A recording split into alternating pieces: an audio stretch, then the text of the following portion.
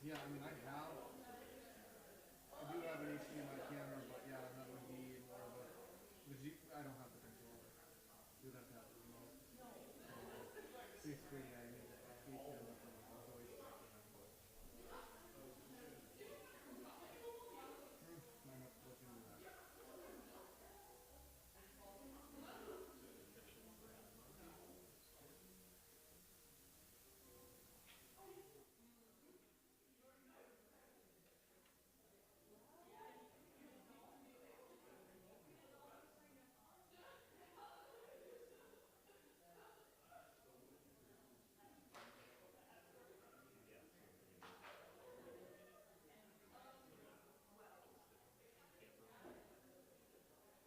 Yeah, it was a lot better than that. It was easier to watch it there. Walk around.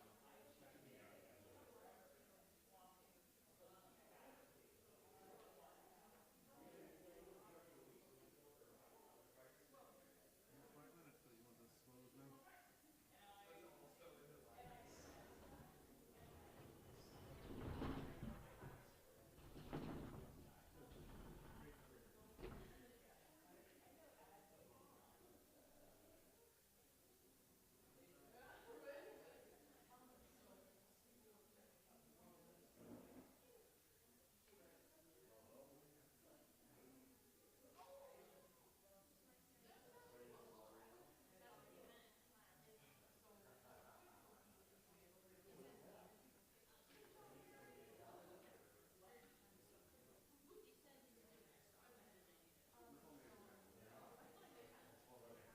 I was gonna say they said now and I'm like, yes.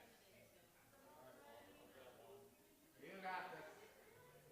I believe in you.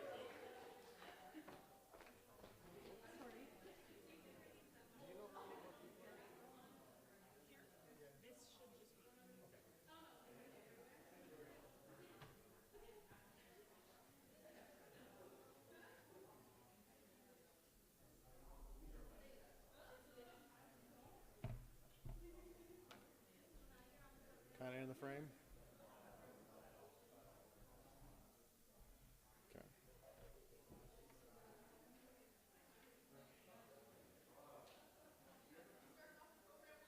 No.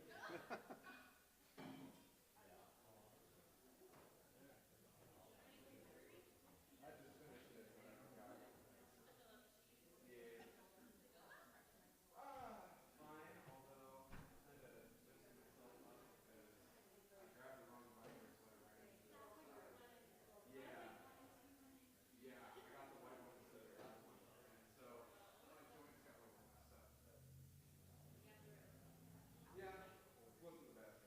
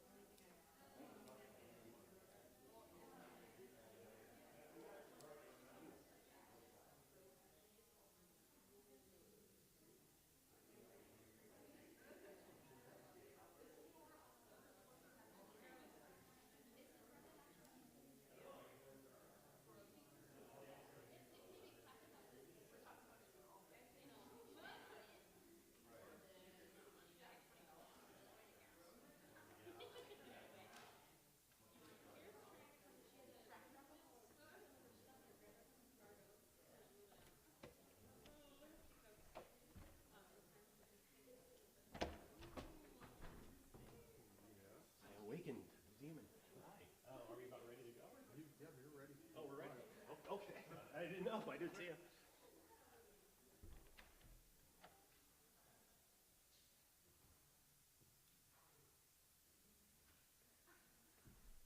This is kind of odd. Am I going to throw off the streaming if I move a little bit? I don't think so. I hope so.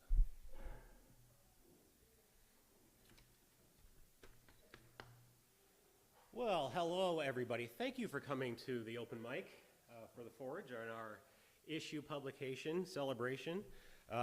We are just going to invite people to come up and read. If you were an artist who was selected to be in the magazine, we've been working on your art pieces for a few weeks now, and we know them by name, but we would love to hear the story behind them.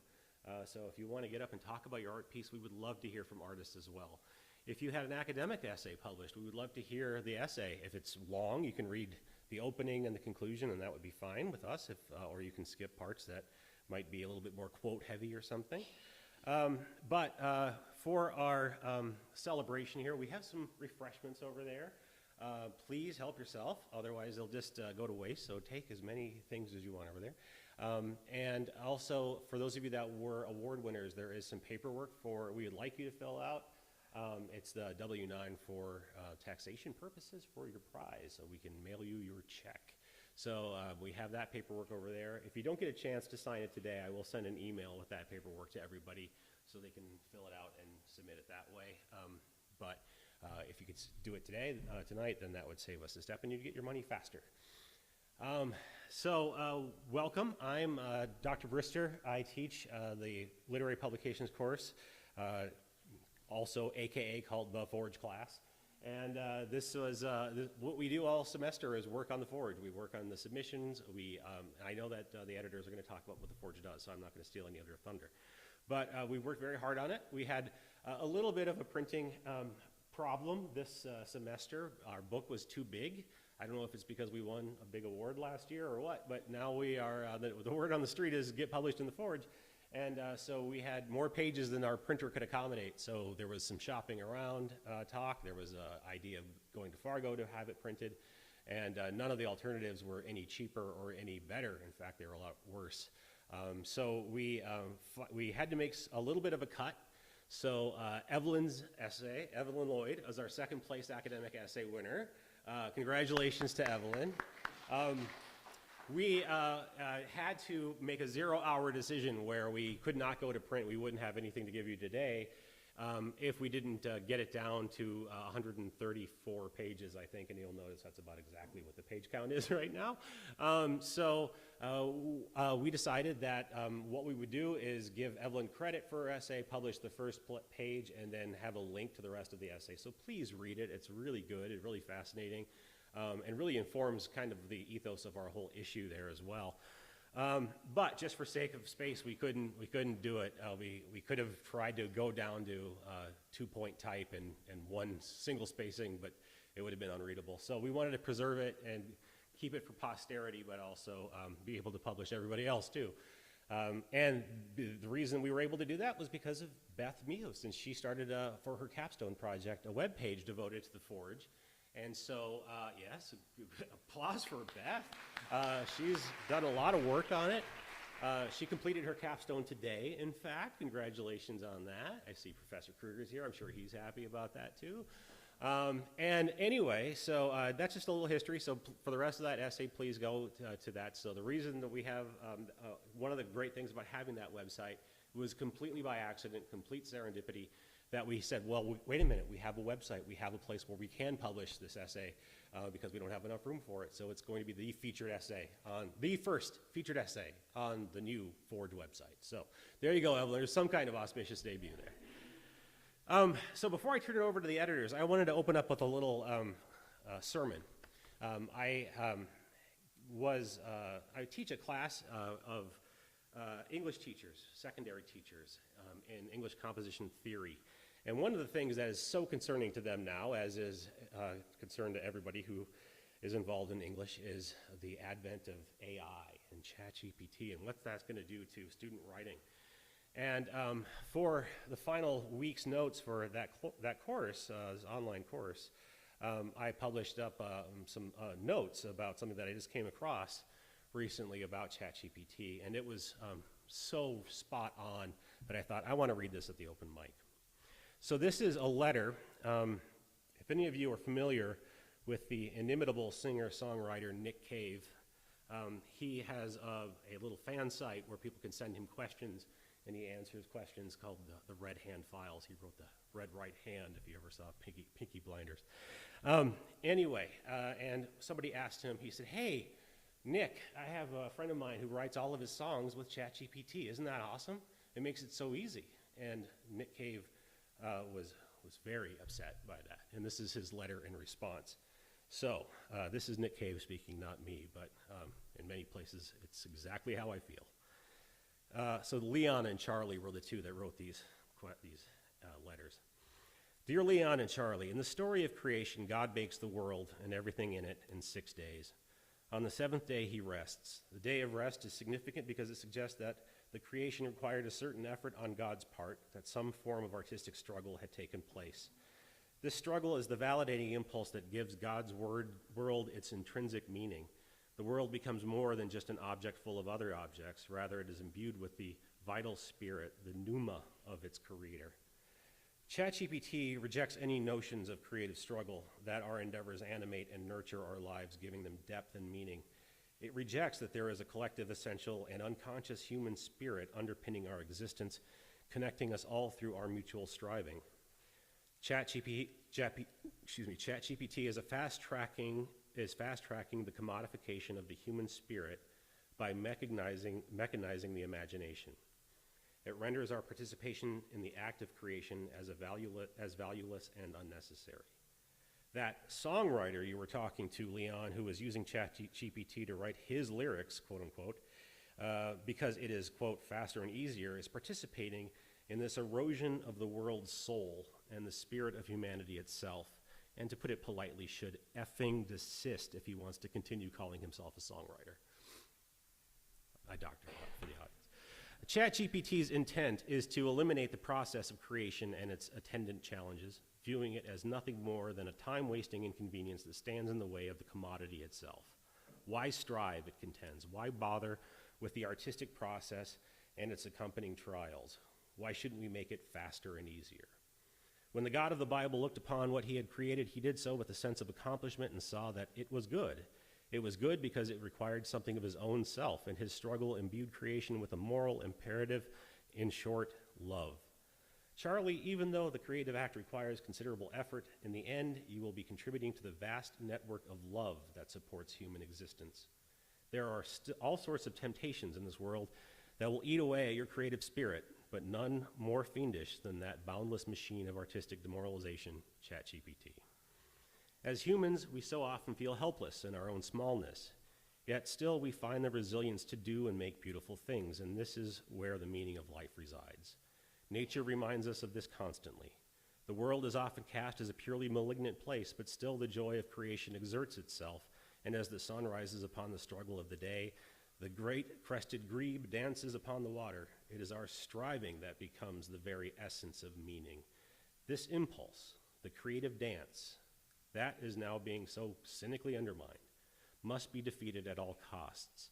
And just as we would fight any existential evil, we should fight it tooth and nail, for we are fighting for the very soul of the world.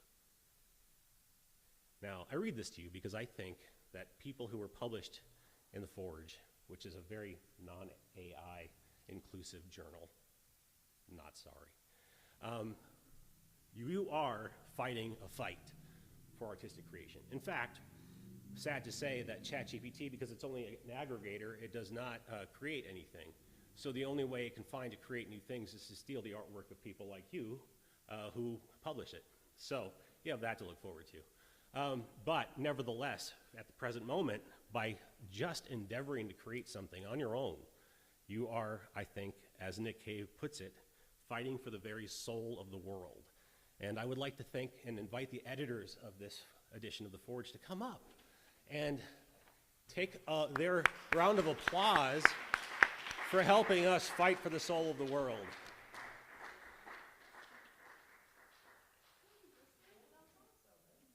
Thank you guys all so much so many good pieces here. I hope you guys are really peeping. It's really good stuff. So I don't know. I hope you guys don't mind. Maybe we can just start off. We have a letter to the editors right at the beginning. Kind of lengthy. Brister noted a little bit wordy. That's my bad.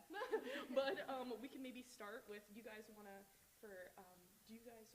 like share some? I'll start with this paragraph. You guys do these ones? Okay, perfect. Okay.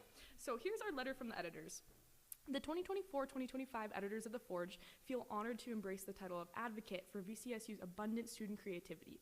We feel the often private life of academics receives an outlet via our campus literary magazine where creators can share their work, opinions, thoughts, emotions, and lives in a more intimate and profound manner than other means might allow. Further, we feel grateful to exist as part of a team that holds such high regard for an immense diversity of perspectives, even here just on campus. We feel thankful to receive the benefit of reminding students how their exceptional achievements should be celebrated to both the campus and the community here, especially sharing with those who might not otherwise win the chance to recognize these talents. This year, we specifically, our editors, noticed a trend on women's voices and felt blown away by the magnitude of expressions standing up for fairness, justice, and equity. Our editors also recognize the effects of change over the past year. No matter the change, whether governmental, occupational, or other, many people feel insecure, not knowing where to safely land. However, in times of insecurity, speaking up through art, writing, and other mediums proves to revolutionize for the better, and this edition of The Forge seems to demonstrate just that. In witnessing the powerful content submitted this year, we perceived signaling of a new turning page for The Forge, specifically in how we found our footing on campus. While constantly evolving, we received distinct recognition for last year's edition, namely the NCTE First Class Award. This wonderful accomplishment only pushed us to work harder to make an even better issue this year, and informed our seriousness in editing for a professional magazine. Besides last edition's awards, something about this year's group feels special. Our force of 6 in particular meshes together so well. Despite connections with a variety of areas on campus, each of us holds a genuine care for the editing and creation of The Forge, and we all proved a commitment to this edition and working above and beyond. What's more, every one of our meetings felt like a safe space to truly share and dig into deeper topics than most can in other classes. Finally, our editors wish to share special shout-outs. First to Dr. Brister. We are so appreciative of his guidance and care. And second, thanks to our fellow editors, we humbly recognize ourselves as curators who sincerely care about this publication. And jokes aside, words cannot express our gratitude for this opportunity. Lastly, we want to thank all participants. The vulnerability and the trust of the authors, artists, editors, and readers shape the beautiful intimacy and genuineness of this edition. Thank you so much for supporting the 22nd issue of The Forge, and we hope you enjoy. Do any of you guys want to share yours first? Does anybody want to share this first? Okay, Lily Beth is going to share her first Okay, one. so we can start with the people in the Forge maybe who have stuff in, but we can go through and look at all of our works, written, art, essay, whatnot. So I'll go first. I have a poem called Rockwell on page 48, so I'll read through that. Mother reaches for the box of cake mix on the top shelf. Outside, they run through the sprinklers and rays of light. Friend of mother selects, snips the tulips. Only the best butter yellow and clementine orange. Father checks to see how many raindrops fell in the night. They jump on his back and shriek with utter joy. Grandpa puts a record on, songs about parking lots and streets. Everyone inside now around the table, the dining table, the coffee table, the card table. Mother sighs, friend smiles softly, father laughs, grandpa hums, children chatter. That's my poem.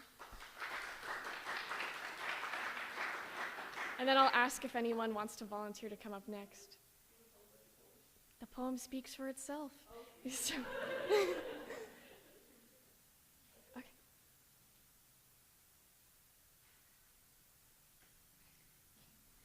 I have 2 poems in the journal. The first one's on page 2, so I'll do that one. This is called Harvest. My combine rests into a sleepy kitten purr, and soon the quiet guides my workers across the fields like sailors following sirens into the sea. Once they reach the tin silo, we all huddle under the moon as criminals do. They smoke, then cough just to take another drag. I hear it from here, the screams of their gums as the tobacco finds a crevice to bury in. I thank them for their work under a Big Dipper sky that echoes the roars of their beat-up pickup trucks down their separate gravel roads.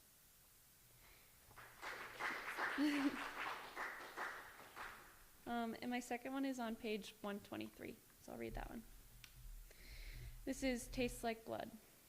I found a copper penny between the cushions of Grandma Loretta's couch. A younger version of me would set the penny between my lips and taste the forbidden sweet. But I leave it there now. I know it tastes like blood. That's my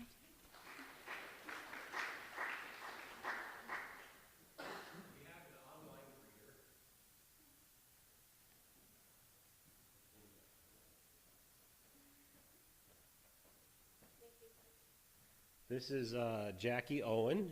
Where are you speaking to us from? I'm in Rapid City where I retired. I don't know if you're going to be able to use the mic on this, but I'll try. Shall we do a little test run here? Sure. How is this for sound? Are you able to hear okay? We can hear you. It's pretty quiet in here. Okay. So, first of all, I wanted to say thank you to Dr. Brister for his leadership on the Forge and for constantly encouraging me, as I'm sure he does, all of you to create through writing. It means a lot to this old retiree that I can still submit to the Forge. I'll read a couple, I think 3 poems. Here's what I've got. I'll start with November 7th, which of course was the day after the election. The world still seemed to be falling apart, and so I planted daffodils, knowing that come spring someone will enjoy them, and hoping that I would be there too. Postscript to my poem, I planted 25 daffodils, and only one came up and it still hasn't bloomed, so take that for what it's worth. The next one I'll read is the one for which I was honored to receive the 3rd place, and I am so humbled to be in the company of Beth and Lily Beth and Sierra, who are all outstanding writers and tutors with whom I've worked, and amazing people, and I am just so humbled. This poem had to do with my doctoral degree. I was towards the beginning of it. The first one failed. This was the beginning of my second one, and I was having a conversation with a faculty member who was a committee member who became my dear friend, as so often people do when you have wonderful committees when you're in graduate school, so go to graduate school. Clarities arboreal. In the forest, engulfing greens and dusty browns of fairy crowns and shadow themes and general themes, I lose myself mid-sapogee. But then I find a stand of trees, defined, refined, a place to think, reflect, and see, to ask, what if? Perhaps, could be. I stop and look upon, within, beyond. Maybe. I think I finally found my tree. And it was after that that I knew what I would be researching for my doctoral degree. The next one has to do with statistics. Homoscedasticity is the variance of errors in the regression model that is constant across all levels of the independent variable, and yeah, that's a mouthful. Limerick and celebration of I think I'm getting it. How I wish my brain still had elasticity. I'm afraid I've aged out of plasticity. Still in stats I progress and assumptions assess, I can now appraise homoscedasticity. And then my last one, incidentally, I was supposed to be there in person tonight because I was supposed to graduate on Saturday. But a year-long series of medical events prevented me from finishing yet. And so I'm hoping to graduate in December or possibly next May. Either way, this poem still fits. ABD. Whatever would precipitate, the higher needs to dissipate.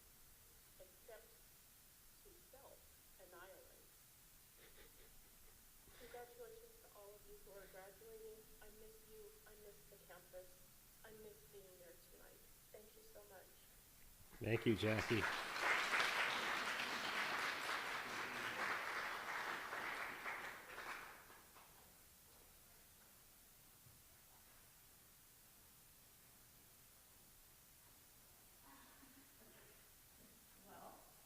I figure if you guys are still on the page, I don't know if you guys could hear Jackie very well, but we were kind of, a lot of her poems are kind of in this area of like the 20s and stuff, like at 23, 25, that. So, you know, I thought I might as well pop up. And so I had a couple photos and then a couple essays here in this beautiful copy. So page 29, I called it The Wanderer. This is featuring, you don't know him, Connor Clabo, Mighty Clabo's lovely brother. And he is here. I called it The Wanderer because I felt as though like this was kind of a place that he's kind of a little bit of a wandering soul, but this is kind of a place where he could, I don't know, just kind of be at peace. So that was really nice. So that's on page 29. Kind of cutesies there, like that one. And then the first one is right away, like right when you open this beautiful cover, Peep Anna, really nice one, Anna. Next is this mossy rock here, which also was taken in Canada, same place. I thought it was very beautiful. You know how sometimes when the clouds are like kind of covering everywhere and stuff like that, and you just see like a little slice of light go through the sky, and it feels like almost heavenly a little bit, like it's just like this beautiful light kind of spotlighting down. And that's what kind of happened here, right on the water. I really like water.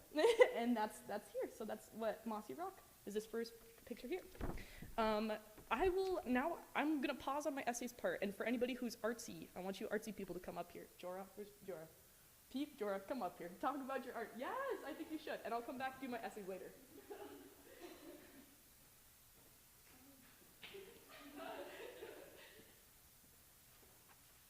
Let me see what it looks like. So I guess one of my first ones was like peeking through the clouds. So it was kind of inspired by when I was down in Florida, and it really showed, it was kind of like the calm before the storm, like the light that comes through. And just kind of, that's what it was like inspired by, is just knowing that there's always light coming through, you know, even if it's kind of hidden a little bit. So, I guess, I have my master copy that I did. This one, there's not much to say about it, except for like, this is a piece that really helped me learn more about painting techniques and was very beneficial in my journey as an artist. I know I have one called Sourdough Bread, which is my photography piece I did.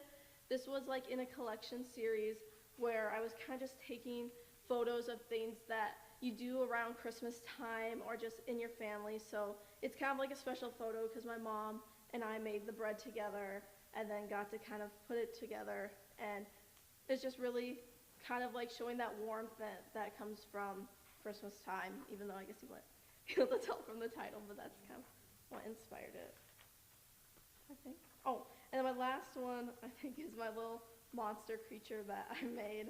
And that one was just kind of a fun little thing that I created. If you see it in person, there's like little ceramics in it, and if you shake it, it makes like a noise. So it's like a little shaker piece. So yes, that is my pieces.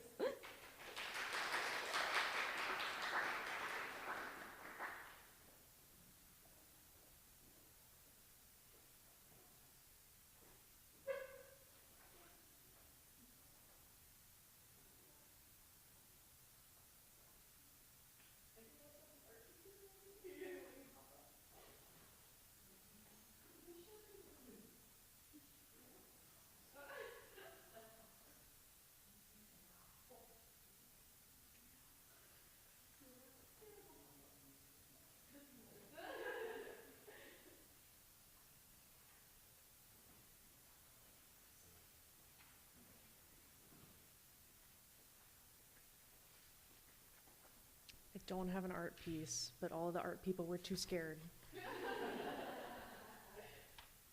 I don't blame them. I wrote a fiction piece. It's called His Plan on page 4. And I'd been kind of cooking on this idea of a road trip, a short story taking place on a road trip, but I had no idea what I wanted it to be about for the longest time until the Forge submissions opened up. And then that was also like a batch of executive orders came down, so I kind of had a lot of ideas going on. But this is what I landed on. So I'll read the first, page, 2 pages?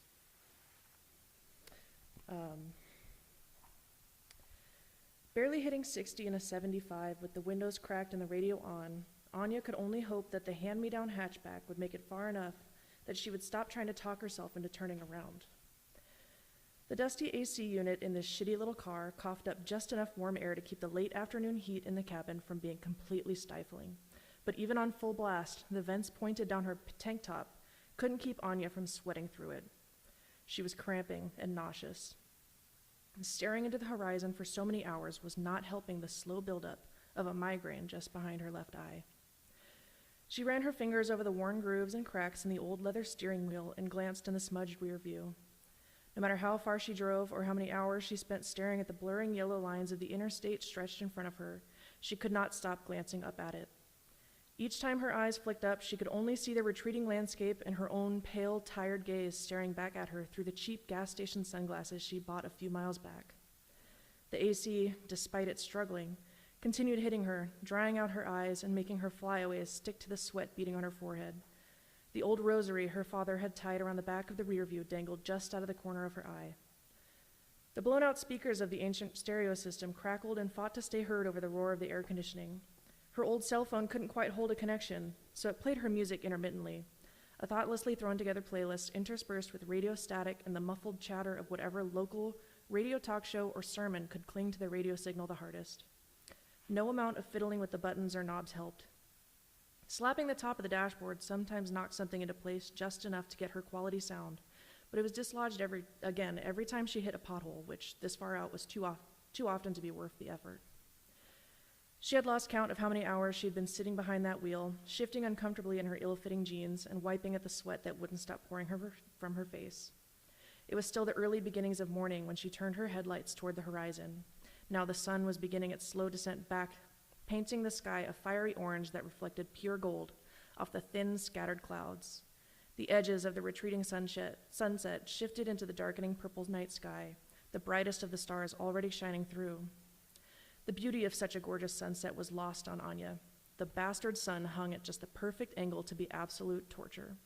The cheap sunglasses that had protected her from the rogue reflective glares did just about jack shit against the full force of the sun, leaving her blind. She flipped down the sun visor, blocking her view of the road, but not the light that shone just below the outer reaches of it. On top of being completely useless, it dumped the stack of ancient CDs and photos she brought into her lap and to the floor by her feet.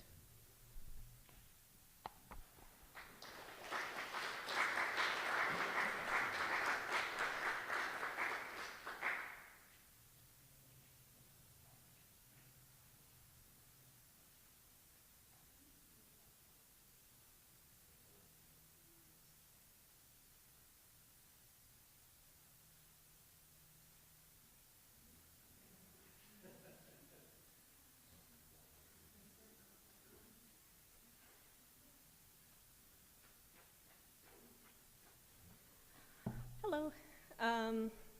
I wrote, besides the academic essay, I wrote a short fiction piece called A Group of Crows that is on page 31. I wrote it in 11th grade of high school, and I had intended to submit it to the Scholastic Art and Writing Awards, but I just fully missed the deadline, so I'm submitting it here instead, I guess. And I'm glad I did. So I guess I'll read, I'll just read the first 2 pages. This is A Group of Crows. They say crows have the intellectual level of an average 7-year-old. They can be trained remarkably easy using food. They hold grudges, remembering the faces of the individuals they dislike. When gifted with yummy snacks, they may return later with small presents in exchange. A group of crows is called a murder. All this I discovered at an early age. I can remember my first encounter with the flock as though it was merely a day ago. The world had just turned autumn. All others my age seemed to prefer the other seasons and never understood my proclivity toward fall. But those people don't care to look deeper than the shriveling grass or cooling air. They don't see the unrivaled beauty of fields, crops after the harvest, residual stalks turning the ground gold, pyrite meadows as far as the eye may perceive, clouds layered thick in the sky, silver curtains stowing the sun, the prismatic shades of scarlet sunset, orange flames painted across the canopies of forest, fireworks of the untamed wilderness. That autumn day, I went outside. I would often frequent the outdoors to escape the confines of my house and the monster that lay within. Our house dwelt in the countryside. It looked so unremarkable someone might not even see it unless it was directly before them. The tiled roof was brown. The panel siding was crusty yellow. The windows were too filthy to peer through. The gravel driveway was overgrown, as was the lawn, weeds sprouting from rocks and stretching toward the sky to greedily deprive Apollo of his glorious rays. In my beat-up sneakers, tied haphazardly with grubby 5-year-old fingers, and my sunshine yellow dress, too thin to properly protect me from the biting autumn chill, I set out towards the ditch. The man who lived in our house before my mother and I had been a farmer, and the ditch used to belong to him. It's my understanding that many country folk have this sort of thing, a personalized land dump formed from a massive pit in the ground, filled with anything from discarded tractor parts to mattress frames to empty beer bottles. When we moved in, we inherited the litter, and I called it the ditch. It was a short walk from the house to the ditch, through the back door, down the hill, navigate the long grass, back up the hill, and there it lays. At that age, I could barely see over the unkempt vegetation. The ditch had seemed more akin to a canyon in my young, imaginative eyes. Standing at the top, looking down into the ravine, scanning the steep walls and mounds of trash, it was a mystical, peaceful place to center my mind. A tree grew right out of the center of the ditch. I never knew what kind, elm, oak, or maybe poplar. It was tall enough for its branches to stretch taller than the edges of the ravine and end a little over my eye level. That day the leaves were scarce, but those that remained were brilliant orange. As I approached the rise of the hill, I hurried my pace, eager to see the colorful foliage up close.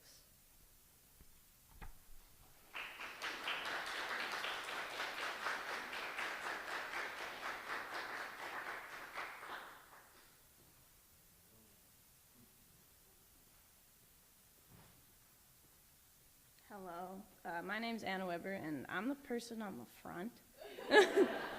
That was made for the photography class I took last semester. We had to make an edited piece portraying a certain word or emotion. And I kind of went off the idea of you spend all this time in high school figuring out who you are, and by senior year you're pretty sure of it. Then you come to college and no one knows you, and you have all these people perceiving you differently. And you kind of lose sense of what you really are, and it all kind of merges together into one who am I again, and you figure that back out through college. I also wrote now I gotta find it. Oh boy. The second place personal essay, Flying the Hull, which is on page 41. And I'll just read the first paragraph and the last paragraph. So, Flying the Hull. The waves began to crash against the hulls, the floating bodies of the sailboat, the wind blowing into my face as the craft picked up speed. My sailing partner, Isaac, steers the boat forward on the other side of the wet trampoline, a woven platform stretched between the hulls that we rest on. The excitement and joyous laughter that filled the air soon leaves as the wind picks up and catches the sail. In a moment, the boats begin to creak, the right side lifting from the water's surface at a rapid pace. It wasn't until after I sat on dry ground and looked back on that moment that I understood the importance of the chaos that came with it. As we prayed with our hearts racing and our jaws clenched, we were going through a monumental experience for any sailor or student. The turning point, that literal moment of capsizing where we've already thrown everything we know into the problem and still have to face it. The chaos sets the stage. The moment of growth rests in the uncertainty of the situation. This fear is where the beginner advances to the next level. This is how I learned to sail. This is where I learned to struggle. This experience allowed me to gain independence, and I learned that I could handle a situation on my own. While I still made mistakes, I was given the opportunity to learn from them, which boosted my capabilities and determination in myself. With this experience, I learned what I needed to advance to the next stage, even leading to me purchasing a sailboat of my own. That would not have happened if I simply mimicked what I had been taught. It had to be birthed through struggle. Now, months later, as I sail on my own boat, the waves splashing against the sides, the ropes tightly wrapped around my hand as I pick up speed, I look into the distance. The sun glowing down on my face, the water glistening as I feel the wind blowing in my hair. The fear far behind me as the boat lifts, the other side rising from the surface. With the sail standing tall in the sky, I glide further, smiling, successfully flying the whole. Thank you.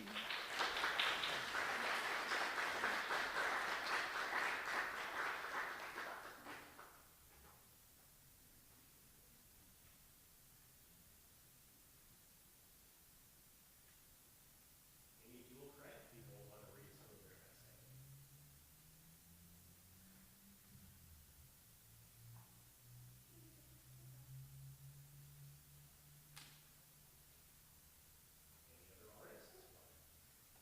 Cooper wants to talk.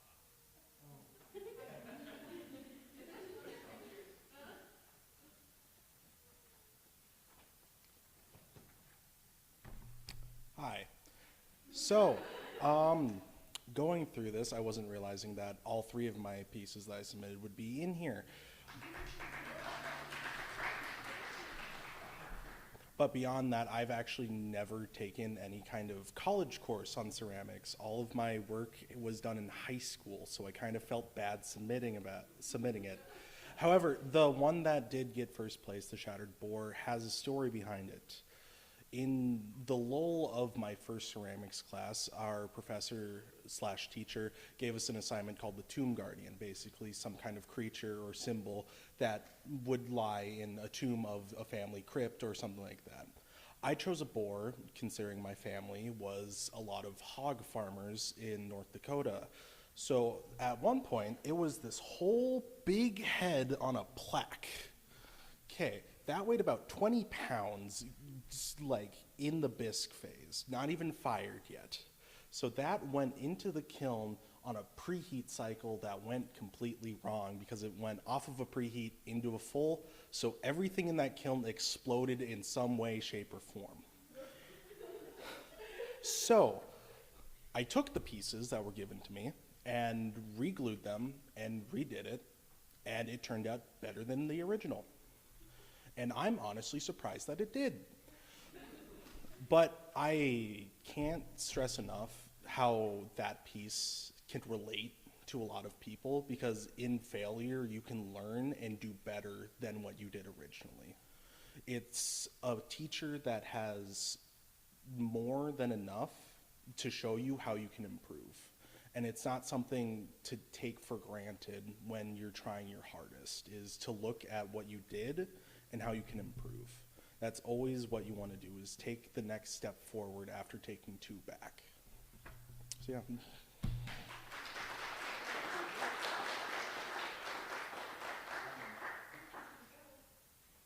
That's a perfect segue. I love it when people do things better the next time. That's so good. Okay, so I'm just going to talk a little bit quick about my two essays. They're kind of long ones.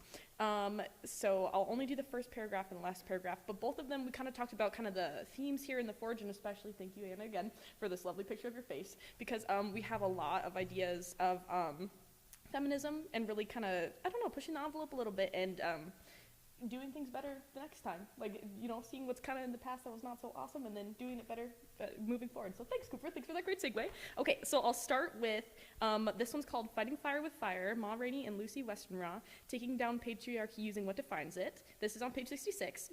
I'll start with just the first paragraph. So, Lucy Westenra paints a perfect picture of virtue and innocence and sexiness, in Bram Stoker's Dracula. Ma Rainey, on the other hand, shines as an influential black musician based on the real-life Ma Rainey, mother of the blues, in August Wilson's Ma Rainey's Black Bottom. At first notion, it would seem that these characters have nothing in common, including their plot outcomes and Stoker and Wilson's acclaimed works. However, both Ma Rainey and Lucy Westenra share common ground in resisting patriarchal power structures by capitalizing on their shared commodity as trafficked women. This was a critical theory essay, in case anyone was wondering, if it sounds a little specific, but okay, blah, blah, blah. Read it yourself on your own. Okay, page 73, last paragraph. Although the plot outcomes for Ma and Lucy may differ in what some might consider satisfactory conclusions for their individual stories, both characters defied patriarchal power structures using the very tools that could create it in the first place.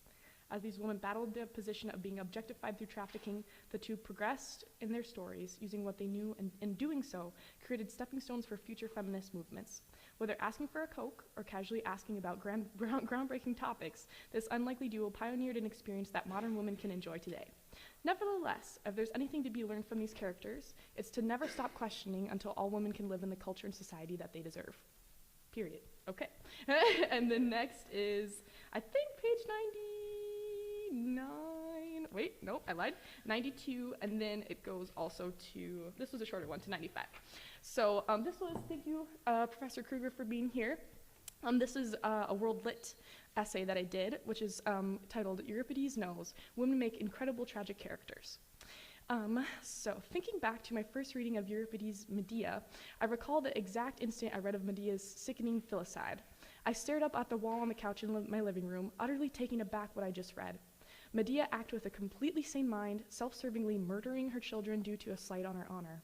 Using a strong female character like Medea, Euripides wants everyone to rethink their definition of a tragic hero. Okay, blah, blah, blah, read some more. Okay, and then 95. Although Medea now exists as a necessity in literature textbooks, during Euripides' time, his plays became renowned for controversy, and he never received much acknowledgement for his work. In fact, Aristotle's Poetics name drops Medea as an improper tragedy due to usage of Deus ex machina, sorry if I said that wrong, and the abrupt resolution of Medea's plot. Still, Euripides excelled at playwriting, and the message behind the human, consistent, and strong character of Medea seems clear. Women can make impactful, powerful, and memorable tragic characters. And that's it.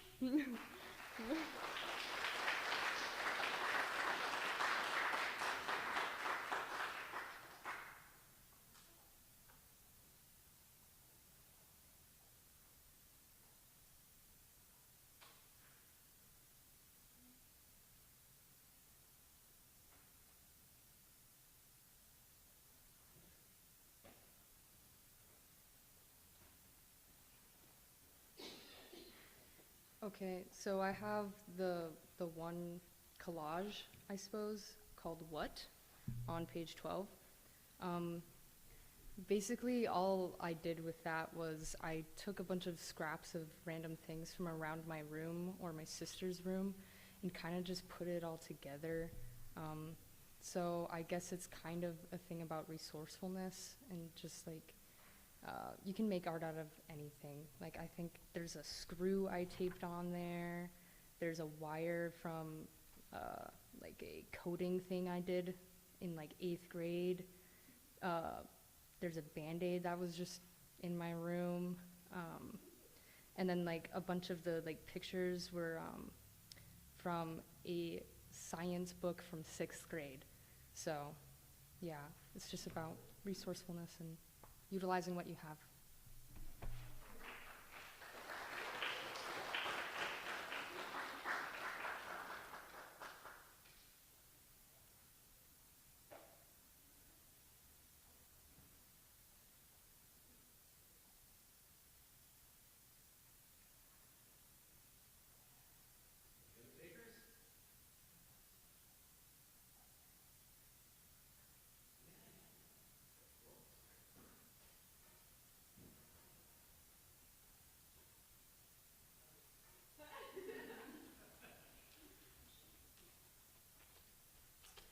For those of you who don't know me, my name is Tammy Jo. I started teaching here this year, which is really exciting, and I coach a speech team, so we got some speech team folks here that are supporting. But in our Department of Communication Arts, we have a student worker who is an English major, Allie Freud. And she has an academic essay in here that she read to me this morning, and I almost fell off my chair because I was laughing so hard about it. So I would like to read the first paragraph and the last paragraph because I think it's hilarious. Also, I've been married for like 15 years and I love my husband, so know that this is satire, okay? So just very clearly know this is satire.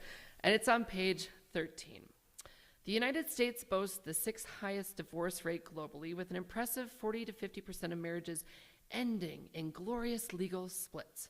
Studies show that couples marrying young are likelier to call it quits, proving that true love and underage car rentals are incompatible.